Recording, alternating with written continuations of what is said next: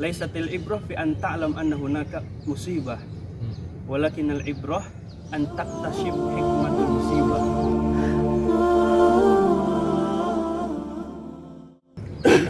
Masya Allah ya, sampai sekarang ini yang namanya COVID-19 itu kok belum selesai-selesai ya, padahal udah lama banget gitu. Terutama ya di Indonesia ini nih, itu sudah yang terkena itu 19.000 lebih, hampir 20.000. Hampir 20 ya? Hampir 20. Iya, hampir 20.000 sampai sekarang ini. Terus yang mati itu udah nyampe angka 1000-an gitu loh. Ribuan lebih kayaknya. 1000-an lebih. Masya Allah. Ini lama ini. Itu kira-kira berapa bulan ya? Udah berapa bulan terjadi COVID bulanan gitu lah? 3-4 bulanan. Sebelum Oh, itu liburan. di Indonesia tuh ya. Kan Di Indonesia. mulai kan dari Maret ya? Maret Iya. bukan kan? Enggak, Dari Maret ya? pokoknya udah 3-4 bulanan. Tapi 3 kalau bulanan. kita Iya. melakukan lockdown di tempat ini udah berapa bulan? 2 bulan. Kita juga. 2 bulan. Iya, dari Maret kan? Jadi begini sebetulnya, semakin lama wabah ini terjadi, mestinya itu kita harus lebih paham gitu. Kenapa Allah Subhanahu wa Ta'ala menurunkan wabah ini, atau bahkan musibah lain yang terjadi. Kalau kita ingat-ingat tuh di awal tahun terjadi ini ya di Jabodetabek gitu. Oh iya, banjir itu. Banjir. Iya. Ya kan? Nah, semakin lama musibah ini atau wabah ini terjadi, sebetulnya harus semakin paham juga kita ini kenapa wabah ini terjadi begitu lama dan menimpa kita malahan.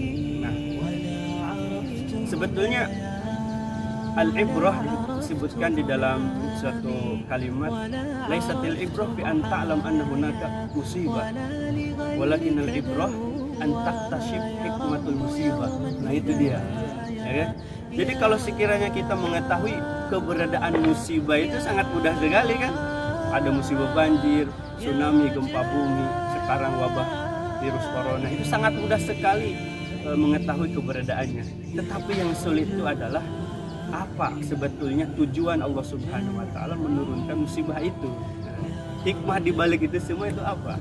Karena kalau sekiranya tidak mengetahui hikmah di balik musibah tersebut, kadang-kadang membuat kita celaka juga. Kayak begini aja, kita ini kan misalkan naik kapal, ya kan, berlayar ke tengah laut, kemudian ditunggangi oleh nahkoda dan penumpangnya, ya kan. Di tengah perjalanan itu ada apa itu, lampu tanda bahaya kayak sirine itu kan suaranya. Nah, kalau sekiranya orang yang nahkoda dan orang yang menaiki perahu tersebut hanya melihat tanda tersebut adalah hal yang biasa, mungkin saja kapal tersebut akan tenggelam. Tetapi kalau sekiranya nahkoda dan para penumpang menganggap bahwasanya tanda tersebut menunjukkan adanya bahaya, mungkin kapal tersebut akan diberhentikan dulu, lalu diperbaiki apa yang terjadi supaya tidak menimbulkan kehancuran. Nah, begitupun musibah ini, ya kan? Kita mengalami beberapa musibah atau turunnya musibah terhadap kita, salah satunya ada virus corona ini. Tidak hanya sekedar menganggap bahwasanya ini adalah fenomena alam saja, kan, sebatas fenomena alam, misalkan banjir dan lain sebagainya. Tetapi kita harus mengetahui begitu, apa sebetulnya maksud Allah Subhanahu wa Ta'ala menurunkan musibah ini. Nah, dan kalau kita belajar juga dari Al-Quran, turunnya musibah sebetulnya untuk orang yang beriman ini ya, ditujukan ya untuk mengangkat derajat bagi orang yang beriman. Dalam Al-Quran itu apa disebutkan? Ahasiban nasu ayatraku ayyaqulu amanna wa hum la yuftanun, kan gitu ya. Berarti diuji dulu gitu. Jadi intinya orang yang beriman pasti diuji lagi. Berarti kita memahami bahwasanya turunnya wabah ini, musibah ini bagi orang yang beriman untuk mengangkat derajat. Kemudian yang kedua, kalau kita belajar dari ayat lain juga, supaya kita mendapatkan pahala sabar. Nah, itu. Karena pada dasarnya sikap yang tepat ketika datangnya musibah itu kan untuk bersabar. Ya kan? Nah, bagi orang yang beriman ketika datangnya musibah ini menjadi peluang untuk mendapatkan pahala sabar. Di dalam Al-Quran kan apa sih? Innama yuwaffas sabiruna ajrahum bighairi hisab kan gitu ya. Iya. Ya, supaya mendapatkan pahala yang sabar, pahala sabar sebenarnya. Karena kalau dilihat di ayat lain juga ternyata surga itu diperuntukkan untuk orang-orang yang sabar juga. Dalam ayat lain salamun alaikum tibtum bima sabartum gitu kan. Fa ni'ma uqbaddar. Jadi ternyata surga itu disediakan untuk orang yang sabar pula. Jadi sebetulnya musibah ini di samping ujian sebetulnya nikmat juga bagi kita karena kita mendapatkan peluang untuk mendapatkan pahala sabar gitu kan.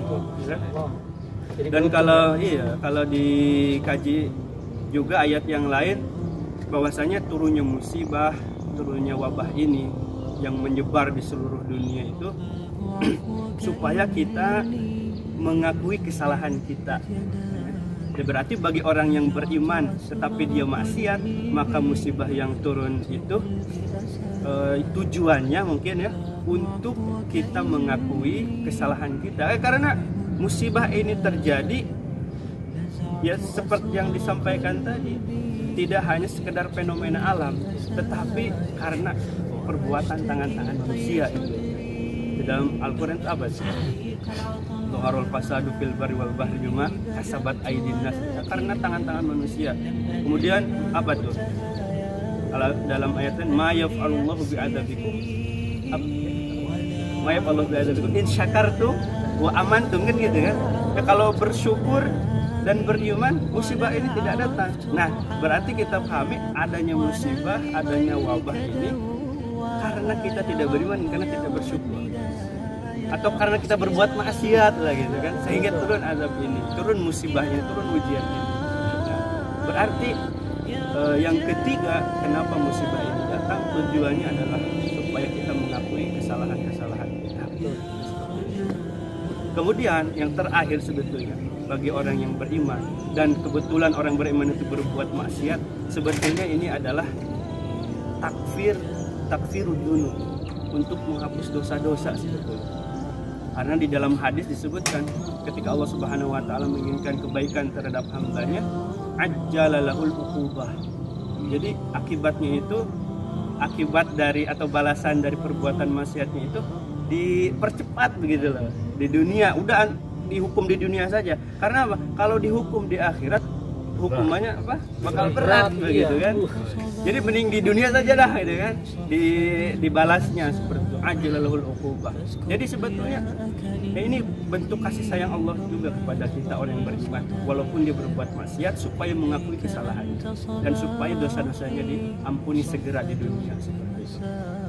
Lain lagi kalau bagi orang yang tidak beriman, orang-orang kafir, mungkin wabah ini atau virus corona ini mewabah di dunia ya untuk muqaddimatul adab, sebagai permulaan adab ini sebetulnya. Karena di akhirat pun mereka akan diadab juga kan orang kafir. Nah, adanya bencana ini, adanya wabah ini sebagai muqaddimah aja bagi orang-orang kafir. Nah, seperti itu. Dan harus kita ingat oleh kita semua bahwasanya oleh kita orang yang beriman ya, bahwasanya turunnya musibah ini, adanya ujian ini itu sebetulnya bentuk kecintaan Allah Subhanahu wa taala kepada kita. Karena Allah Subhanahu wa taala di dalam hadis Rasulullah sallallahu alaihi wasallam, innallaha idza ahabba qauman ibtalahum. Sebenarnya Allah Subhanahu wa taala apabila mencintai suatu kaum, dia akan menguji